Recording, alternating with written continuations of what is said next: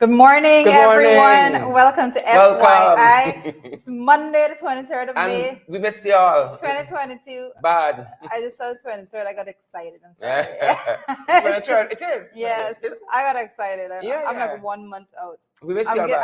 I'm giving you heads up. I'm 1 month out from my big day, the 23rd. So And I would officially, be a month and couple days. I think it's like 7 days. Don't want to remember. Don't want to remember. The I time want goes to by so remember. I don't even fast. care won't how old remember. I'm getting. I'm just excited every Mhm. single time. So good morning, guys. It's the gifts. Among things, It's the gifts. among It's the other gifts. things. It's the gifts. I see you guys have been up and about very early. Let me know how you Happy for spent y'all. your weekend, everyone Don't out ask. I there. won't tell you. I want to I know won't lie how to you. they. I wanted to know how they spent their weekend. Yeah. So How you guys spent your weekend? I had an awesome weekend. I was I was home, so home being Bartica, and every time I'm home it's just awesome. So lovely, I had a people. horrible weekend. Don't want to talk about it. Sure, it had a Don't horrible make me talk weekend, about it, please. Don't make me talk about it. and he's not gonna talk about. We're Don't not make gonna me talk force about him it. to talk about, it, right? Don't make me talk about So we see it. Gavin said we miss you guys. We miss too. y'all too. We miss y'all too. How y'all doing, guys? Morris, Alvina Morris, Milton, Dominion Granham. Is Dominion a middle name? I'm not. Or is that like more Dominion. affirmation? I have Dominion. I will call. Rishi morning. Rishi Prasad. Good to see you. Like my friend that named his son, his middle name is Boss. BOS. That's his real name? On his birth certificate. Rishi, what is your middle name? So, I'm certain it's Prakash. Prakash. Rishi, how are you doing? Morning. Tessa's there. Tessa's early this Yeah. morning. Tessa, Isaac, Rosandri, Desiree, Simon, Liverpool, Shannon Edwards. Hey, Shannon. Yep. Elizabeth Gaskin is here too, and Yes. Marcia Wiles, and lots of folks. Also, I see Nicola Daniels Garo is here saying good morning. If you don't know, this is Bartic people. Oh, I see. Nicola has been a teacher for years. She's an awesome, excellent I was about to teacher, ask if she's any good. She's excellent teacher. Well, we heard that. She does a whole lot of good work there. Yep. And St. John the Baptist Primary School. Oh, nice. See, Nicola. Yeah. I know Bartic people business. Tick. Charlotte Edwards and Deshaun Alexander, Shakira Phillips, all of you fantastic, beautiful people. Happy Monday. We are what? We're about 8 days now from we're just about, end of the because month. Yeah. we have to up to the 31st. Yeah. So guys, we have so much to reflect on when we get to the end of the month. I remember the beginning of May, you were admonishing our viewership or FYI family that you have this goal set out for May, and when we were about mid-May, you were saying you got to pick up the pace, whatever is it that you set out for May. And I have been doing my own bit. I've been trying to be accountable to myself with what I do. Tell us, guys. Listen, I've been watching. I've been so watching the scale, because that's more personal for me, personal growth, development, and all of that. So I've been watching the scale. I'm like, I don't like where this is going. So I've been like, I've been making sure that I've been more responsible in my eating habits and my workout routine. I'm trying to get it back in check. So I've started in May, and so far so good. Listen, I miss my workout for 2 weekends. It's good for your mental stability. Yes, I think that's most important. I think when you exercise, your thoughts seem to be a little clearer. I think the chemicals flowing better. Yes, like I think so too. And it does take away at least about 2 hours there off of you thinking about anything else. So you go there 2 hours. I need exercise right now.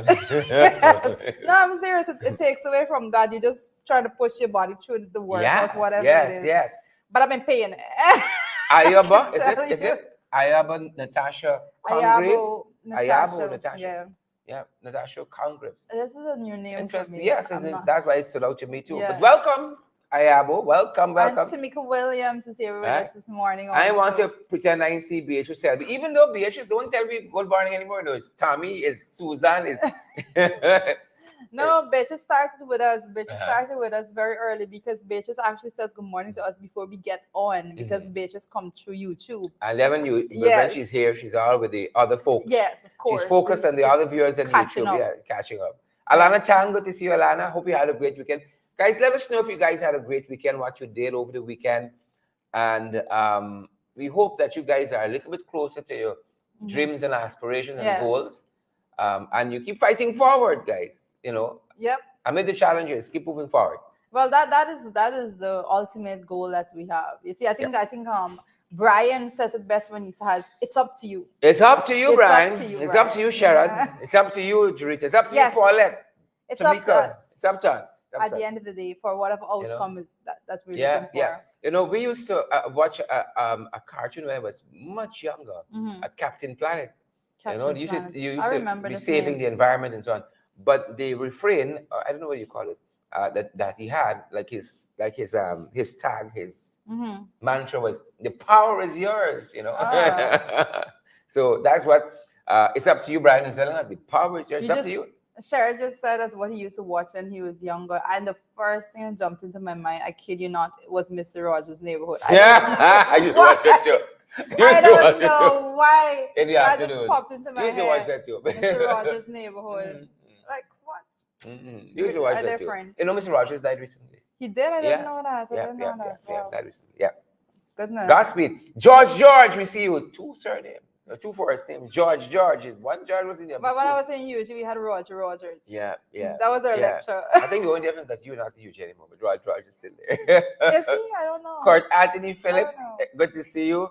And Paulette Hicks, good to see you as well. Marjorie, is it Babu Ram? Good to see you as well. All the other guys, welcome. Got a couple of things we want to share with you guys. Of course, but I see Edward Gonzalez. Then get out here from the Bronx. Must say Edward Gonzalez from the Bronx. And guys, it's going to be a packed day. Edward doesn't say anything else on this program. That's just one thing, Man, Edward, you got to say something. Edward is like the guy on TikTok who just does the facial thing. Mm-hmm. Oh, he just doesn't say anything. Yeah, and he just did the reaction. Yeah, that's like, look at Edward. That's Edward. Like from the Bronx. Edward. Edward from the Bronx. Keith Evans, good to see you, and Brenda Nichols.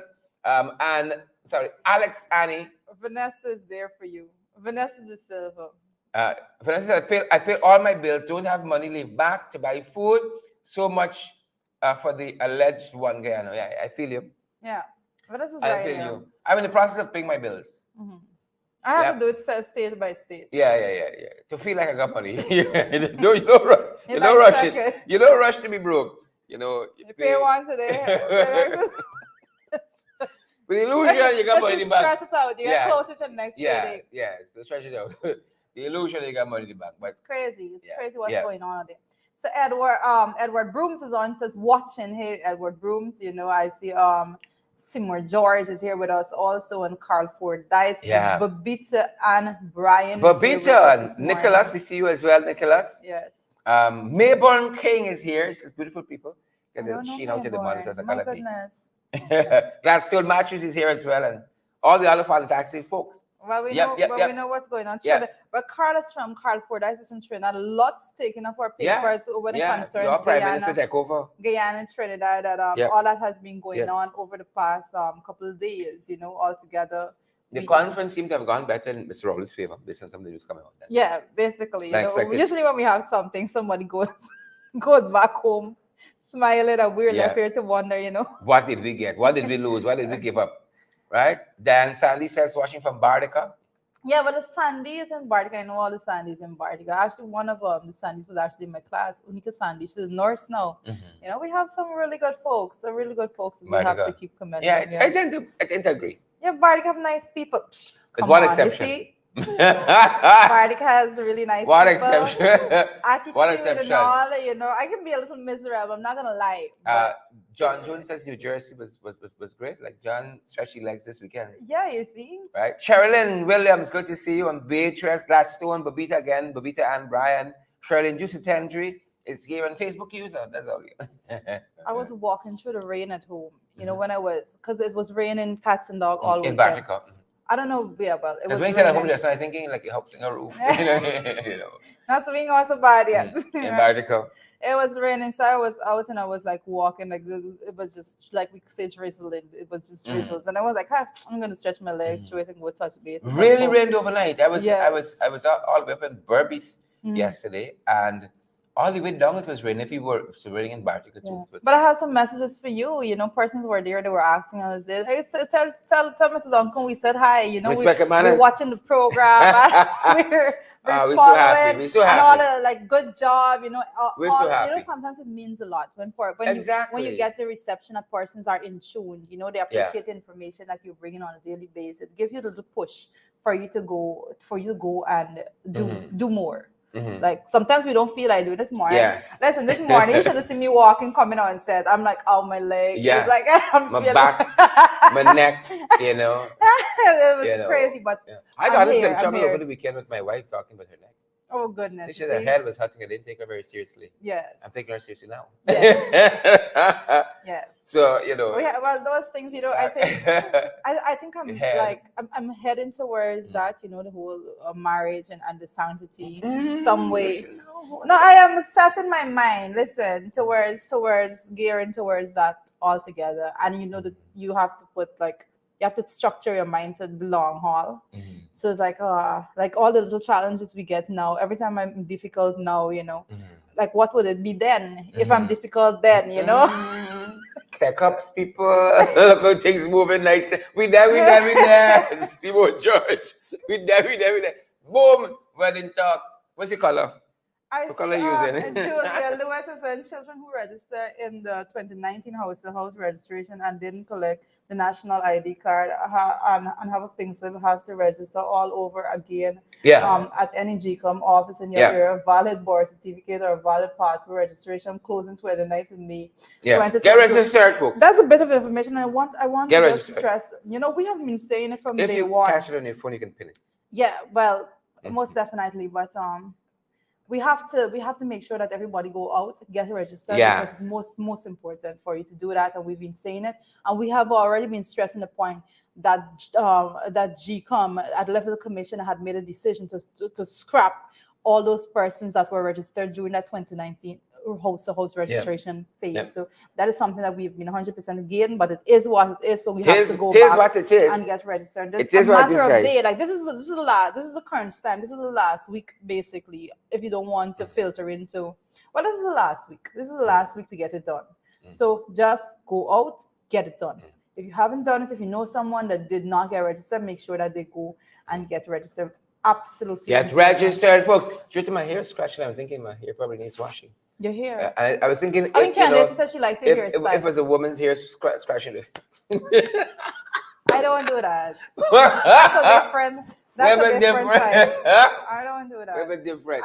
I am very different. Listen, I am different. You're different. You know you're different. I am different to the point that I can't do long nails. I've tried, like my daughter have tried with me, my sister has tried. Everybody tried with me. I know you can pick it up for I can't do. I know you can pick up my nails for the wife roll. Do wife roll. I think when you're doing wife roll and all those things, more so you can't do long nails. Oh, so you make like long nails. I think Huzzy like a clean house more, not the long nails.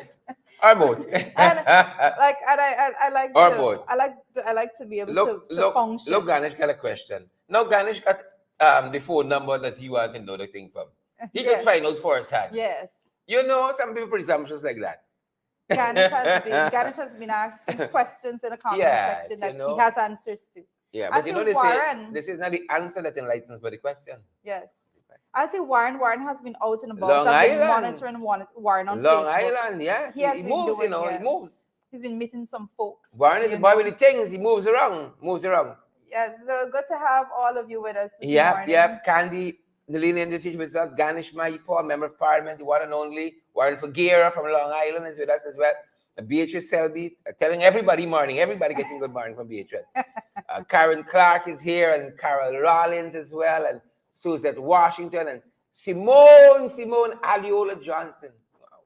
Yes, that is correct. Yeah, everybody. But as we run into, I want us to run into the morning papers because a very interesting headline that we have. Run into it, somersault, whatever you want with it. Right now, right? Do we have it? Yeah. It says, guys, the producers aghast at the huge proposed hike in culture center rental fees, right? it's crazy, and I think Shared has been covering this since the announcement We've been last trying, week. like what are they thinking? Yeah, and a lot of folks and a lot of the media is picking up on it because it's basic nonsense. I just want to give a comparison as to what has been. Oh my goodness, I'm not picking it up where I am right now. But the fees have increased tremendously from $80,000 in one case. $500,000. Yes, and from I think the others was from $50,000. They have moved exorbitant increases. Like unbelievable. You're saying that you're promoting culture altogether. We're gearing at promotion of culture, and this is what you're going to do to the local personnel on the ground. It's as though you're trying to shut out those people only to entertain not and make the facility available to a certain bracket in society. It's not only shutting out, because even though that money might be made, all of that is not the producer's money take home. No. Right? They're gonna play if you're doing an average play, they're gonna be paying a cast and this and that and all of that. And then that is gonna impact price. Yeah. Per ticket. Yeah. Right? So you might end up paying, $3,000, $4,000, $5,000 for a ticket for them to recoup that and make anything for themselves. But even with the when the rates were lower, those persons they're in the arts and they've been doing their work and all of that, and the promotion of it altogether to get persons there has been somewhat of a challenge over time. So when they add to this burden instead of alleviating any of the stress, and then I was most disturbed when I even saw the rehearsal fees that persons have to pay. $50,000 per day. Per day. What nonsense is that? Who's Charles Ramson really, man? So if you rehearse for 10 days or so. But again, we have individuals that has never known what it's like to actually have these challenges when it comes to finance and actually doing budgeting at that level, at the level now that they're making decisions. And the only thing is in their head is like, oh, I can afford it, everybody else could afford it. No, we cannot, The ordinary Guyanese cannot afford it. I don't think there's an appreciation for the arts from the ground up. You see a play, you think, oh, that's easy work and so on, but the amount of work that goes into work and money to produce that, But I think that this is a wider conversation that needs to be had altogether, and with the level of support that has to be given to this sector altogether when it comes to creative art. That it's huge for me personally. Well, let me say, my family, I have a lot of family that is into art altogether, not specifically creative artists when it comes to acting and so forth. I think that we have not found that push as yet. We haven't given that spark as yet that is going to basically gaslight that sector for to be booming and everyone to be interested. That this is going in the opposite direction, to actually hike the prices of that for rental of that area. So it's absolutely unnecessary, uncalled for, needs to be readjusted immediately. If not withdrawn. I can see an incremental raise over time. I think he looking at this this GDP, this from the oil sector. He think people getting it. Somebody told him that the ordinary Guyanese benefiting from it. Somebody told him raise it in keeping with wages and salaries 3.5. My goodness. 3.5. It's crazy, but most definitely we have to look at it, and I think that this shows a lack of research altogether on the part of the ministry and the minister, to be exact, when it comes to that specific move. It shows the lack of they're not in touch with the reality on the ground when that move was made, especially after you went and posed off with shares that you claimed to have been your bright idea. You're doing over stuff when you literally went and just take over and just delivered like steel projects, on something that was the coalition's like before. Steel projects, and claim the credit. Because they have no bright idea. But we can change for June, though. We can change for June. June is upon us. We can change for June. Yes. But let's pick up any morning people. Well, I think you just notebook. No, actually, Ms. Sherry just said that they like to steal projects, and I cannot let you say that without mentioning something else. Allow me, please. Tell us. Guys, you remember Friday that we were we spoke about the GROW, Ministry of Education GROW project Summit. And we were making a point that, everyone that's out there, once things are available, you go and you grab hold of the opportunities and so forth. But I want to mention at this point in time that when it comes to GROW, I have went home and I told you I'm going to speak about it Monday, and I've done my research all together. And this kind of goes hand in hand with what's going on at the Ministry of Culture, Youth and Sports also there. I did my research, and what I realized is that grow as being advertised like this brainchild of the current administration. It's not, and what I realized is It isn't? no, it's not. And based on every bit of homework that I've done, what they did is that the coalition government started a project called the Night School. The Sophia Night School, right? And it wasn't in Sophia alone. I think there were 3 different locations. But they started a project, and what they did is for the same school dropouts, extensive research was done. Persons traveled to all 10 administrative regions to see the specific needs and demands within those communities and among the persons that are not that actually are droppers, and and the availability of qualified persons to teach them and all of that. And when at the end of that research, when the Night School was actually started, community leaders were left to monitor, manage that system. Qualified personnel were there to teach, and that is how it was done. The PPP administration came into office. That program was under the Ministry of Culture, Youth and Sports. That project came in, and it was, when PPP came in, that project was starved of resources, basically crumbling it, leaving the students that were in it with nowhere, no place to go. And then it was thrown over to the Ministry of Education. Now they rebranded it as Grow and coming with this brilliant idea. Apart from that, right? So went on board with, I had to make that with Leroy Adolphus and the folks down there at the Sophia Night School in particular.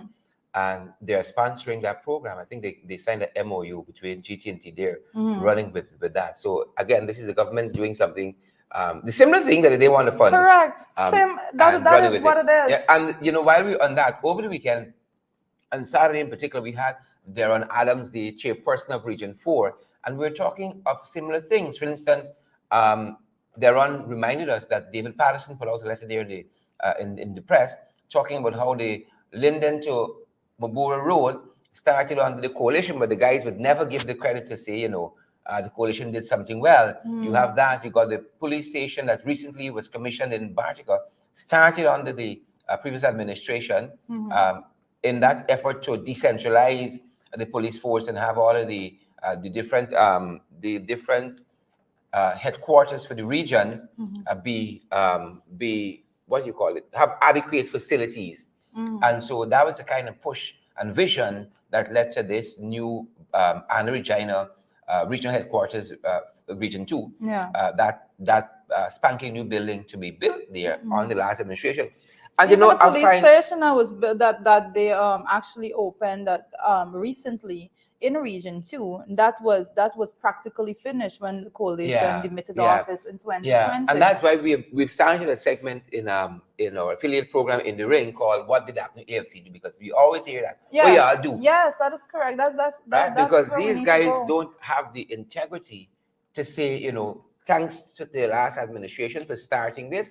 And that's what we were dealing with on Saturday's podcast. We're dealing with continuity of government, right? Because, there's this tendency to come and break down things you don't agree with, and then you start back from scratch, right? And so, but there is that concept, continuity of government, and, you carry on the projects that the last administration was running with. Yes, you have your own projects in addition to that, but to break down and to stifle, as in the case of the Night School and so forth, Christian Labor College, when there are people there, because there's no justification for you to come with something that this whole grow like it's been branded here.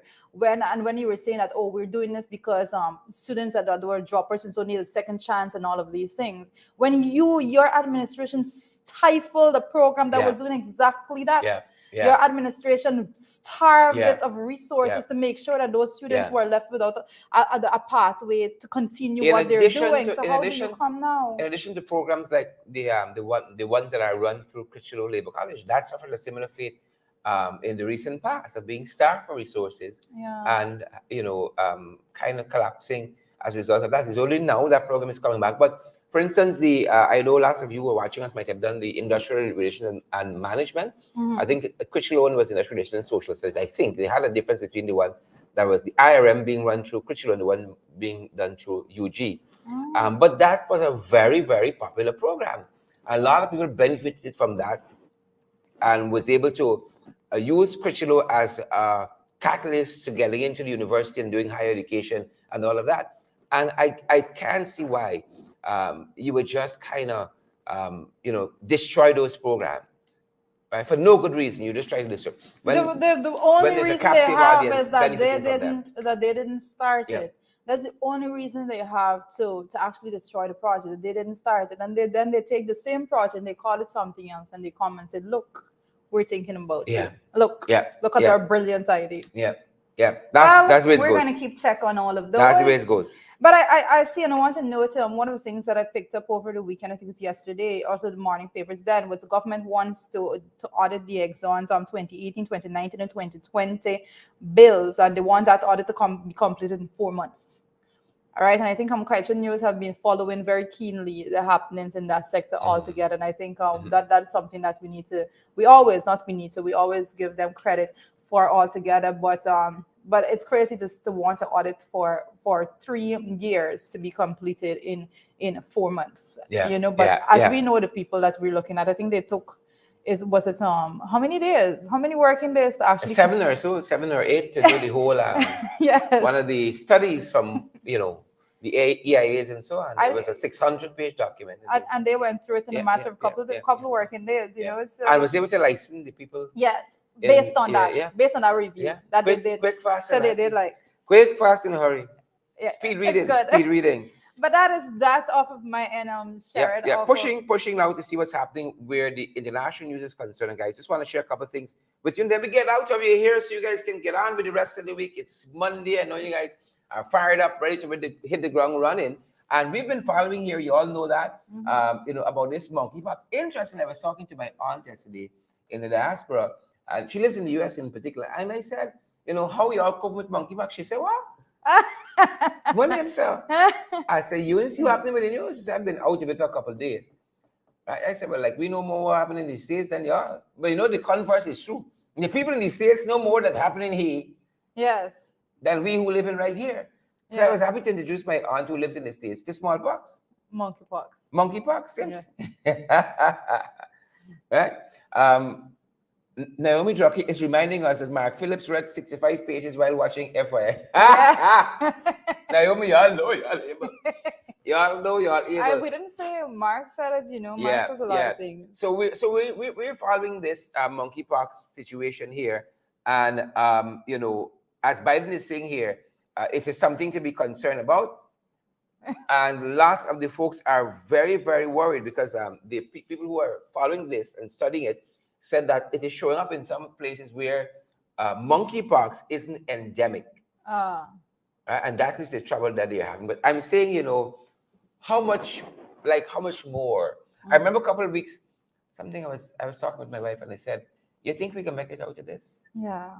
It's COVID. All the variants. We left with BA2. But it comes, right? Listen. Is now the monkeypox. But persons haven't realized the impact that all of this has had on people and their lives altogether, and then the way in which it has troubled people's personal life and their ability to actually live the way in which they're used to living. All of that. You think we can make it out there? We have to. I think once you have life, you have hope. And I think that the only surety that we have that there is a chance to actually succeed is by never giving up, right? Candy's telling us, as an aside, Candy, one of our ardent viewers, says that she just wants to say she got an A+ on her exams for criminal law and civil law. Congrats! Keep pushing your body. Pick up the pace. Wow! So Candy Delaney in the A+ on the criminal and civil law. Yeah. Wow, that's awesome. Yeah, keep pushing. And that's a lot. That's a reading course altogether. Yeah, I know you and Sherry could rap there. I'm gonna stay in my corner with my numbers. So pick up the pace with that, Candy. Congratulations. Yeah. We like when the family. Go after the other things. We love when the family is doing well. Yeah. So we're following the developments. We haven't heard anything here though. Where smallpox is, where monkeypox is. I don't know. It's a pox. It's new. Monkeypox. Yes. We haven't heard anything locally, any advisory or so on. But one of the things that's coming out of this, they have said that this is more prevalent where skin-to-skin contact is concerned. Yeah. Right? So again, you should be good. It would be interesting to see. It would be interesting to see how this is actually moving forward, because we've been looking and we're seeing the world is so integrated on all of those things. When we had the COVID and the fact that one person came and ended the entire country, is grappling with the effect of COVID and all of that. But given the fact that you have to have the skin to skin contact for this to be I want to see like at what level, how is it, how fast will this spread, to give an insight into how more integrated we are as in the world today. Yeah, guys, and Marcus Jeff telling us that 12 countries already. 12 countries already. With that's persons suspected to have that. Right? Just to show, that's an example of what we're saying. Just an announcement. And I want to say, a lot of times, Sherry, persons don't realize the amount of news we give them as quick as ever, because I remember when I picked up this bit of news to bring to you guys. I remember, I'm like, monkeypox. Like, where does this go? But I brought it immediately. And then I saw, I see people picking up on it in the news. But I'm happy, I'm happy that people tune into this program for all kinds of things, to say hi to people, to meet people, and all kinds of things. To abuse people. But with information. And I'm happy when people say, we got lots of information from your program. So, Golly God is saying the BBC said monkeypox is sexually transmitted. Well, that's skin to skin as you can get, right? Transmission. It's skin to skin.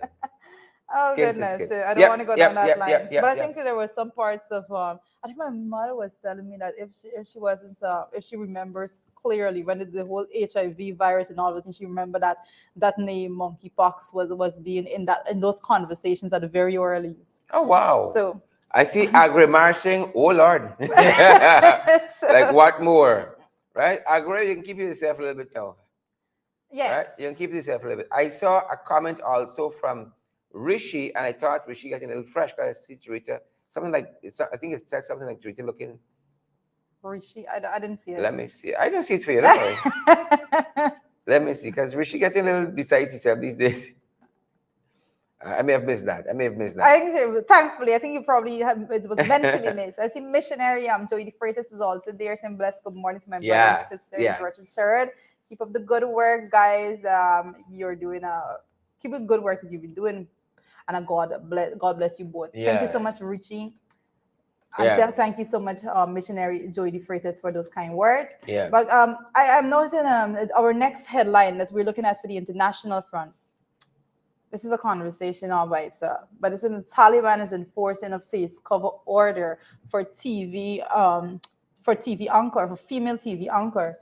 And this is something, what's interesting here is that when the Taliban came back, is this Afghanistan, right? Mm-hmm. They said that they would be respecting the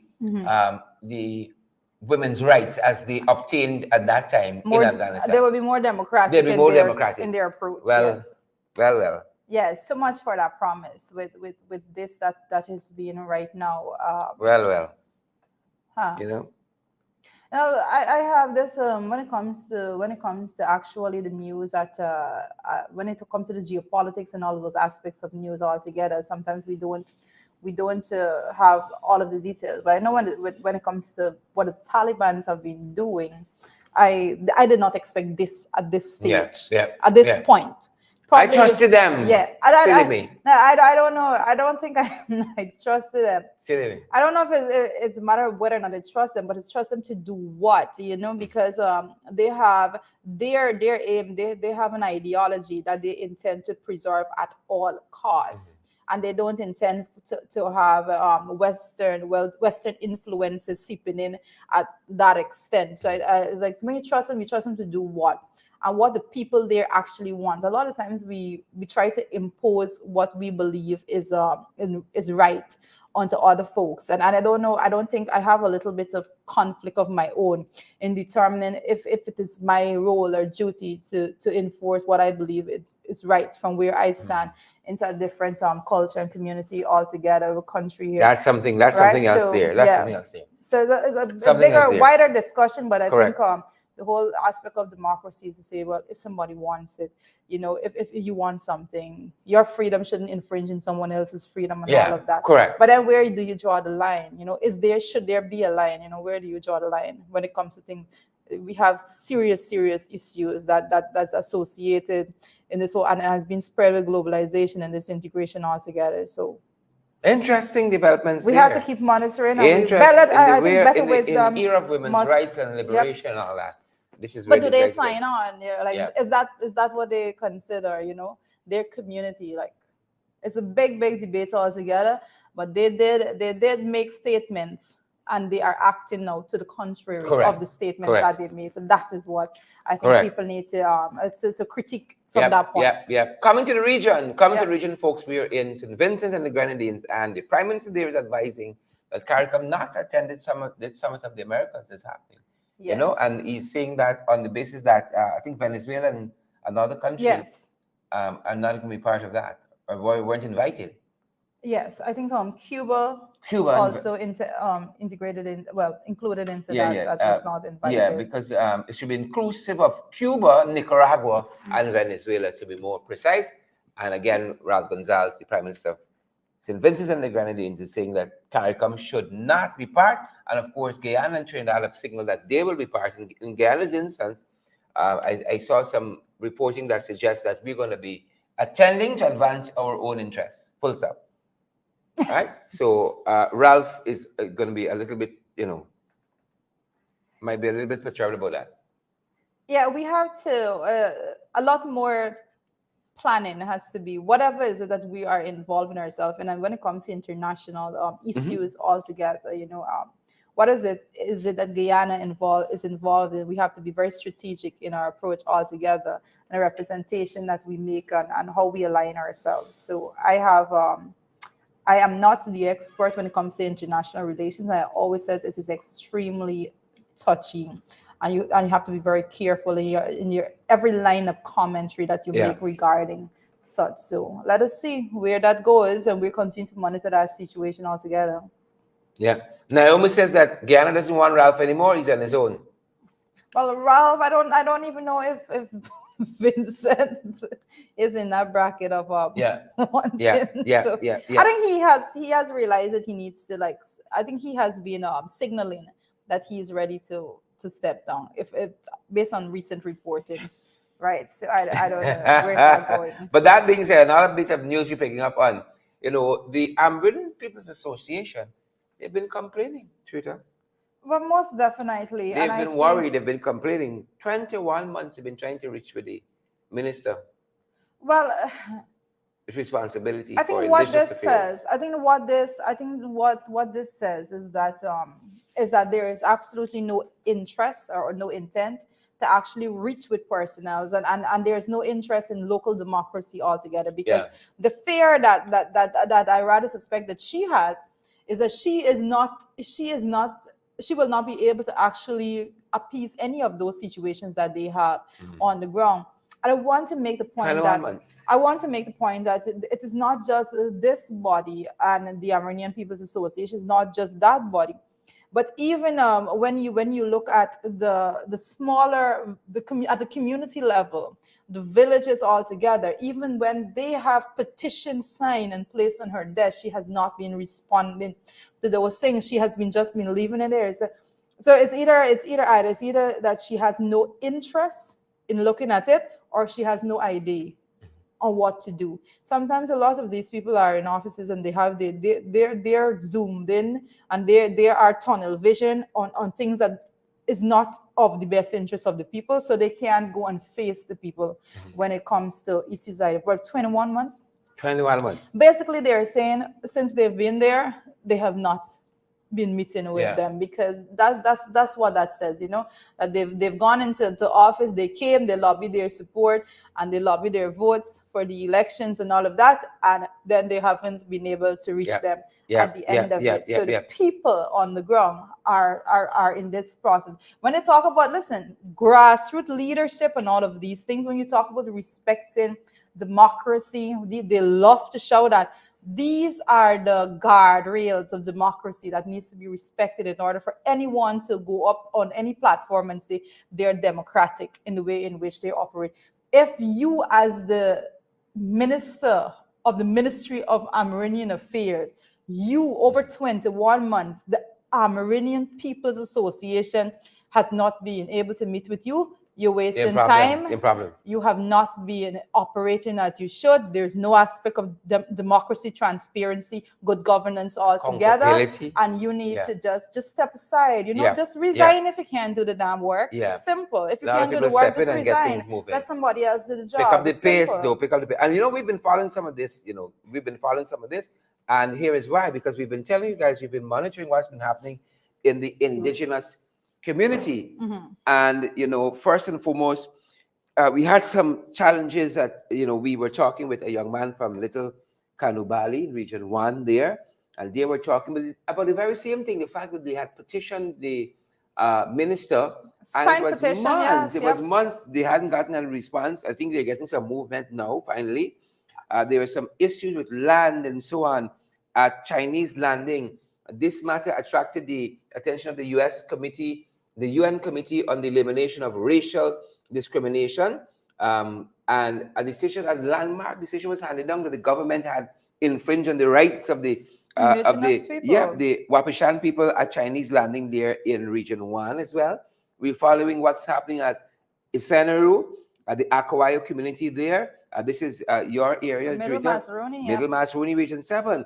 This issue here attracted the attention of the Inter-American Commission on Human Rights, and another seminal decision handed down that the government again was infringing on the rights of these indigenous groups here.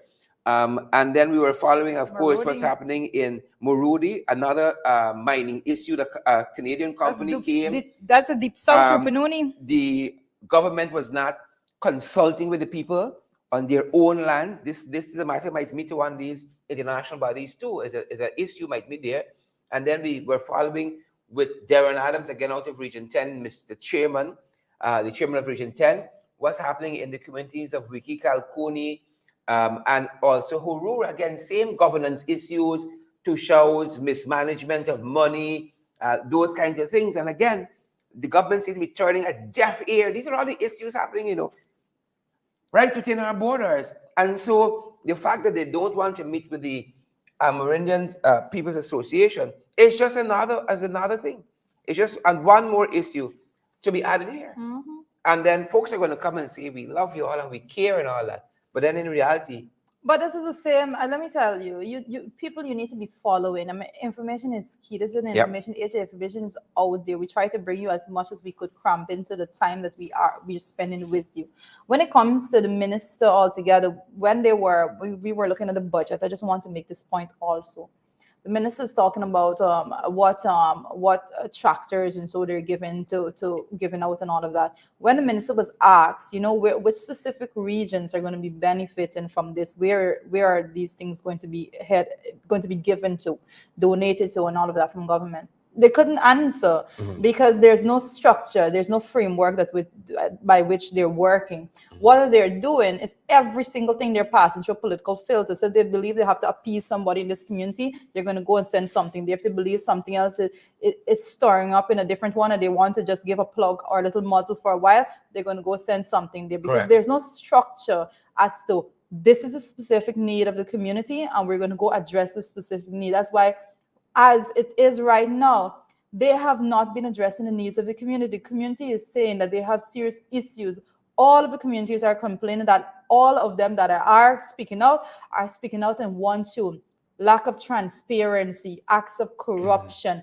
These are things they're speaking out against. But they are people that empower the people that are performing these egregious acts altogether can't go and discipline them.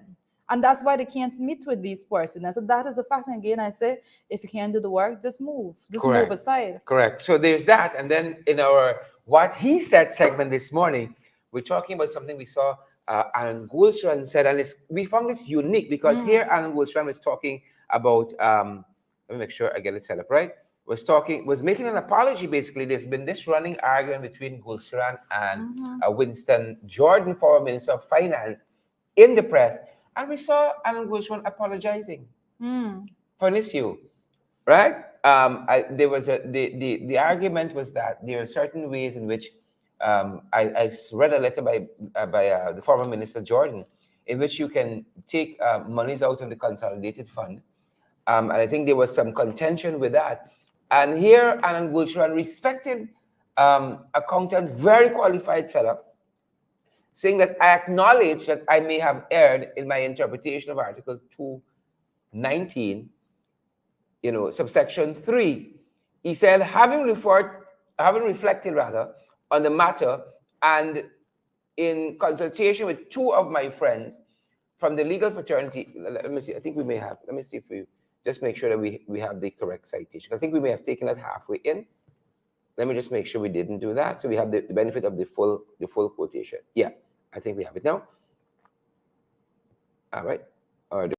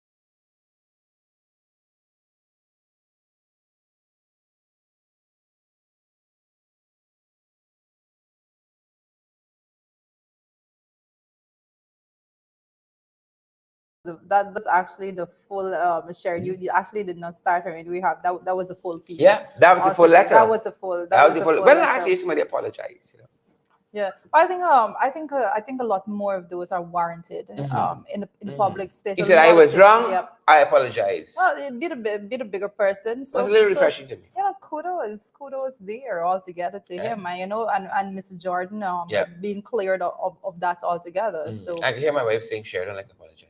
I can hear it in my head. We have to.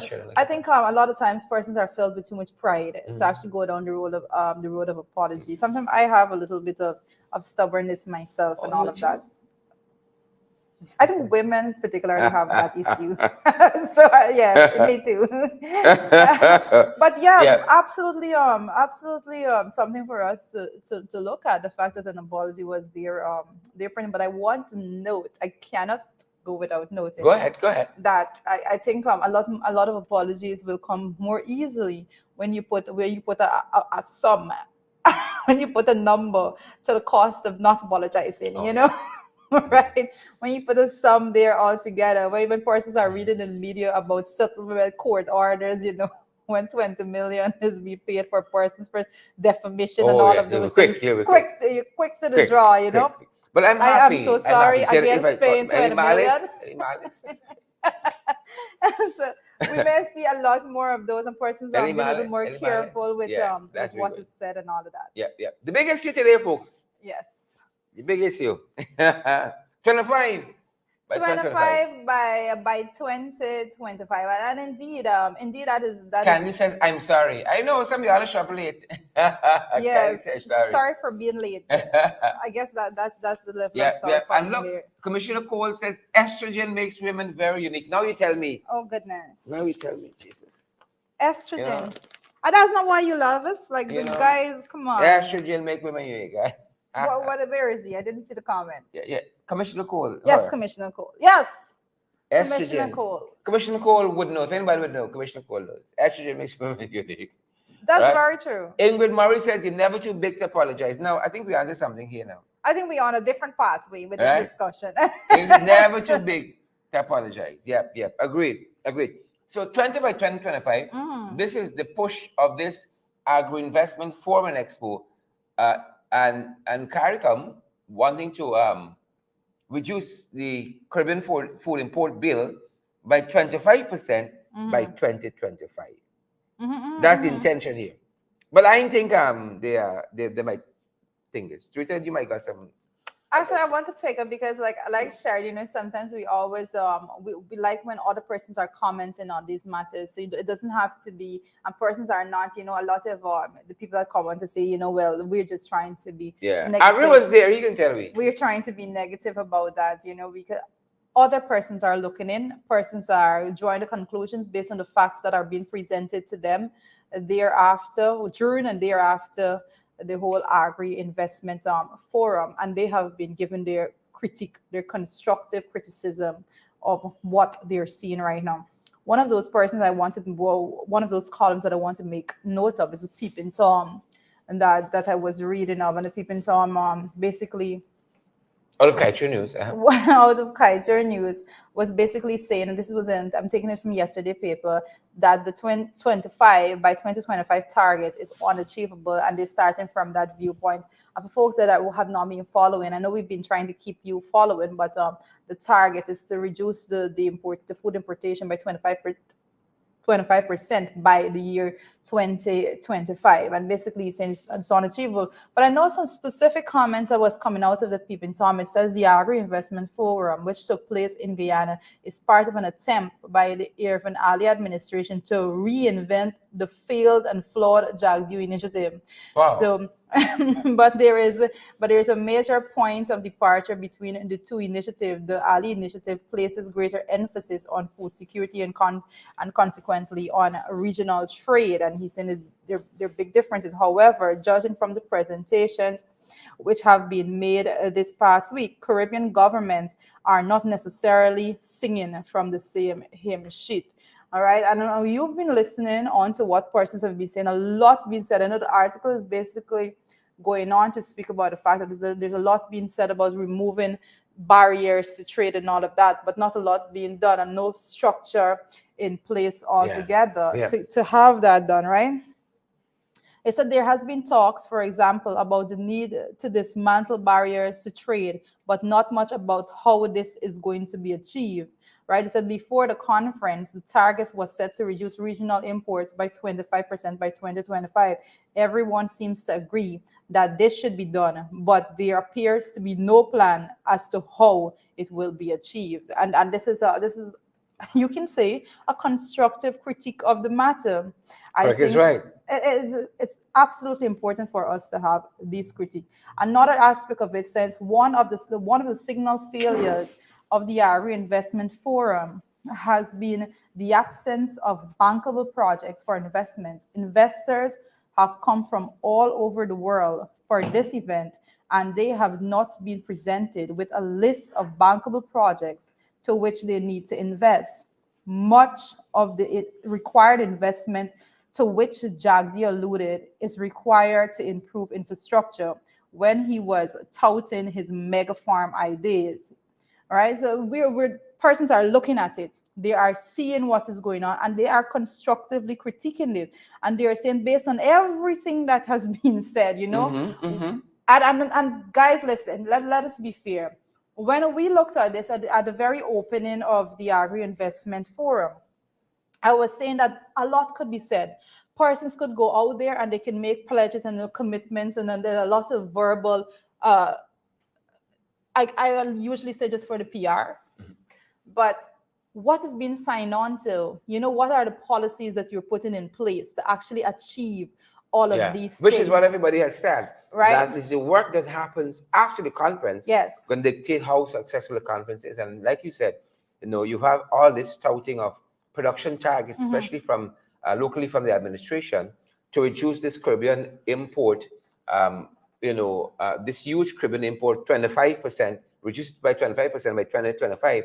And, for the folks who not up to speed with what commitments Guyana has made, we look like we going heavy into shrimp, the brackish water shrimp. They're hoping to boost the production by 50% with an investment of $150 million, Guyana dollars, that is. Pacific white leg shrimp, they're hoping to do the development of a growth farm with an investment of $200 million here. Shrimp research and development on the whole, another $200 million looking for breed programs for indigenous, commercially viable freshwater species. And then in terms of poultry production, they're aiming at 50,000 metric tons. From 50,000 metric tons to 90,000 metric tons in terms of poultry. They're looking to do some corn and soya production. They're hoping to go for the 300 metric tons to 35,000 metric tons. Vegetable production from 324 1,000 metric tons to 400,000 metric tons. And then rice production, this is where it gets a little interesting. They want to go from 560,000 metric tons to 847. But you have to bear in mind in 2020, paddy production was well over 1 million metric tons. So this is still falling below the national average. That is correct. That is correct. Right? Still falling below. So you have to fulfill that. How are we going to bring down the food import bill if we're not even producing on the national average, much more to improve on that? And then, you know, there's still the talk of the black belly sheep from Barbados. Yeah. Right. So that's some of the commitments that were made on Ghana's behalf to getting this food import bill down. Yeah. Yes, the commitments have been made, as being highlighted there. But I think the question, the meat of the matter, is actually on what are the mechanisms, exactly. what are the policies that have been put in place. How we go down from on paper get good, right? And this reminds me of the fact that when none other than Mark Phillips came to the National Assembly with a supplementary budget asking for $10 billion for flood relief. And when asked, how are you going to be distributing? What distribution mechanism are you going to be using? There was no answer, you know, because yes, you don't just go and parade yourself for the photographs, the PR of it all together. You shouldn't go, but they go nonetheless. Well, very true. If you don't have a concrete plan in place to actually get to where you want to go. And I think that what persons are saying, a lot of the information and the constructive criticism coming out of it is that it seemed that event was more of a PR. A PR initiative rather than actually a solid pathway, because like they're rightly saying, where are the bankable projects for investment and all of those things? You know, how did they structurally look at the fact that you were saying, and as stated also here, that they're going to need $7.5 billion US in investment in order to reduce the import bill by 25%. And then, you know, how do you structure yourself? What have you done thus far to see that you can achieve this? Because if you haven't done that, then everything that you say is just watered down, because there's no real infrastructure to support. And I think that is the underlying concern that even Starbucks News, again, last week we talked about this, wrote extensively about that the success of this agri-investment forum and expo is going to be determined by the implementation regime in the sister CARICOM countries when the health state go back, the kinds of importance they place on implementing some of what they would have ascribed to during this investment forum and expo. Yeah.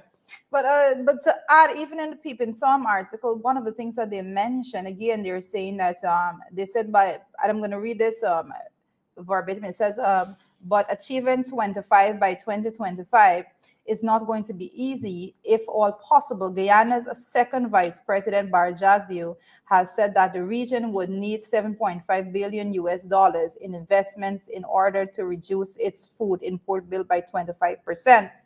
The enormity of the investment required makes President Ali's previous proposal of a CARICOM Sustainability Agricultural Credit Facility laughable. Right? They're saying the facility provides a mere $100 million US to all CARICOM states with an interest rate of 2.5%. This is a drop in the ocean to what is needed to revitalize agriculture and reduce the Caribbean's food import bill by a quarter. Yeah. So these are the facts that you presented now. You know, yes, you had all the nice talks and all the nice plans and all those things presented, but when the rubber hits the road, and in order for you to gear yourself towards achieving that, this is what you have to look at. You know, what is the plan in place to achieve that? All of this resource finance needed to get to that place. Where are you getting it from? How? And then again, it goes back to what Rowley was saying, you know, in order to increase your production altogether, then it's going to be dismantling the status quo. And who is actually willing to go in that direction altogether? Yeah, I think a lot of work has to be done if this thing is going to be made a reality. And again, we're going to know the success of it 2-3 years down the line. And because you need that money to get a thing going, how much million US dollars. I think people looking to us. It's really good money, no there. So yeah. I think it's easy. I think we have, this is a discussion that needs to be had. Let us move from that point, right? All conversation has to be around the fact that this is a much needed discussion. These actions are much needed actions when it comes to food security. Food security is huge, right at the top there when it comes to the level of importance of it. Again, we need to realize, I'm going back to what Rowley says. He said he was he was basically more senior on the stage there, because, and he was going to the point, he has heard a lot of these before. I think it was Mia Motley in her presentation said that these discussions were started. We've been hearing about this since the 1980s from in Guyana, right? So this is nothing that is new. But what needs to be new is a structured approach to actually achieving these targets that we want to achieve, and not just going out there and say, oh, we want to do this. It sounds nice and all of that. But what is a structured approach? We have been hearing about it since the 1980s. The discussion has started since then. What are we doing differently today to make sure that we achieve it? That's the question. Oswald Hubbard says, bluff, bluff, bluff. Bluff, bluff, bluff. And food is the most important need. I think among the others, shelter and love and care and so on. If you can provide for your family, food for your family. But I think that's not, I think, yes, that is it. But more importantly, when you're looking at the world in which where it's going now, then the point has to be reiterated again that was made at that opening. I think I'm not sure if it was Mia Motley or actually Rowley, but either of them. They were basically making the point that no one is coming to our aid. If we are out of food, no one will be coming to our aid. So it is up to us to structure a pathway. And we can't wait till the next pandemic. We can't wait, right? Big thing, because and they made a point that when we needed the point was made when even I think it was when was Barbados needed ventilators and so on, they could not even get it to purchase. Because there was a shortage of it. Raul was making that comment. Nobody is going to be coming to our aid, so we need not to go and just have these photographic events. We need to have real solid policy in place to secure ourselves, the Caribbean altogether, when it comes to food security. So anything with food security, it is an interest to all of us, and we will be doing the constructive criticism of what it appears to be and what definitely is missing out of the system for us to actually achieve real targets. And again, I'm going to underscore the point that these discussions were being had since the 1980s. It is not new, and we will not and should not pretend that it is a new conversation altogether. But what needs to be new is a more sustainable pathway and infrastructure towards achieving the goals that we set out. That is what we need to see as new. Permanent Shivnot, we see you there. Thanks for joining us. Ian Bino, thanks for joining us. And of course, Oswald Hubbard, Winston Henry. The time has run by so fast. Marilyn King is here, and of course, with Drucker, the troublemakers here as well, and Kearns. And I see Winston Jordan in the house. Mr. Jordan. What's that comment? That's share for Mr. Jordan. He coming too, He coming. Don't worry. Rock and come in. He says there that the seminal work of, Havelock, Brewster, and Clive Thomas, the dynamics of West Indian integration still rings loudly, but no one is listening. Yep. Mr. Jordan, definitely. Gotta get a copy of that, Mr. Jordan. Please point me in a direction. Most definitely. Point me in a direction. It seems like Mr. Jordan have that piece of literature that we definitely need to get respect and manners. Respect and manners. Guys, thanks for joining us. Leonard Fraser's here, and Rita Singh and Calvin Hamer Sr. I see Tanya Cummins. Yep. I see Steve Mokro. Steve Mokro, can't miss Steve Mokro. Pansy Fields, Yvonne Ramasar. Good to have all of you guys. So privileged we've had this discussion this morning, and we're going to try to touch base with some of the comments later on. Cherry Lynn. She enjoyed the program. William, we enjoy your company, and we're so happy that Mr. Jordan has joined us too. Join the comment section. Good to have you, sir. And we're ready when you're ready to come in and help us to put some of this discussion in content. Let's talk about this back and forth between you and yourself and Anand Gulsuran. Accept the apology, sir. Right? I hope you saw that. I see persons. I see John Jones the same. Bless up yourself, Mr. Winston Jordan. Yeah. Persons in the comment section, always appreciative of you guys. Make sure that you always make our day. But I hold Alan Goldstone in such high regard. When I saw the response from him, I said, like, you got Mr. Jordan here, but not Mr. Jordan, like, you know, you take respect and manners, Yvonne Ramasar and Pauline Teg and Beatrice Selby, all you fantastic folks. Thanks for joining us today, guys. We always say, and now that we're running up to month end, every month, guys, we have our own financial responsibilities with our and what it takes to keep the programs going, keeping you informed. It costs something, believe it or not, it costs something to keep the doors open and keep the lights on. And we encourage you guys to come on board and partner with us. Some of you are resisting, like we ask you to eat okra every day or steam okra every day or correct, even though it's good for you, you're resisting it, right? But come on board and partner with us. I think you should know by now. You look around and so on that your finances, Continue. Your finances are we're good stewards. We're good stewards among the programs. Keep them going. And we are available on Cash App, Zelle, PayPal, MMG. There's a local Cash App, MMG, and we are available via Western Union MoneyGram as well. Our number to get any guidance, additional guidance you might need, 627-6963, 627-6963. And we're going to be able to tell you how you can go ahead and partner with us so we can keep going. Keep the lights on, keep the door open. That is so correct. I think I encourage you to make sure that you partner with us. It's absolutely necessary because we need to be empowered. And in addition to that, in the morning, believe it or not, in addition to that, just the ordinary things we do to keep the programs on, we looking to buy a piece of equipment that's going to help us to professionalize a little more what we do at this end, and that's going to cost us roughly about $4,000 US. It's going to cost us. And we have to go to that other level. These things take resources, they take equipment, they take time and all that. And we're inviting you guys to help us to get to that target too. So 2 things running simultaneously. Or raising funds for this project to procure this piece of equipment, and also to meet our monthly obligations. Overheads. Right? Our overheads, our monthly obligations. So please help us in both regards if you can. That's our program. That's our time. Yes, guys. We definitely appreciate all of you who has been contributing, and we encourage persons that have not been able to yet to reach out if they're if the platforms that are available are not something that you can utilize. Reach out so that we can have conversations as to how to get around any hindrance that you may have altogether. So thank you so much for joining us. Make sure that you do the right thing. Make sure that you share the stream so that other persons can benefit from the information.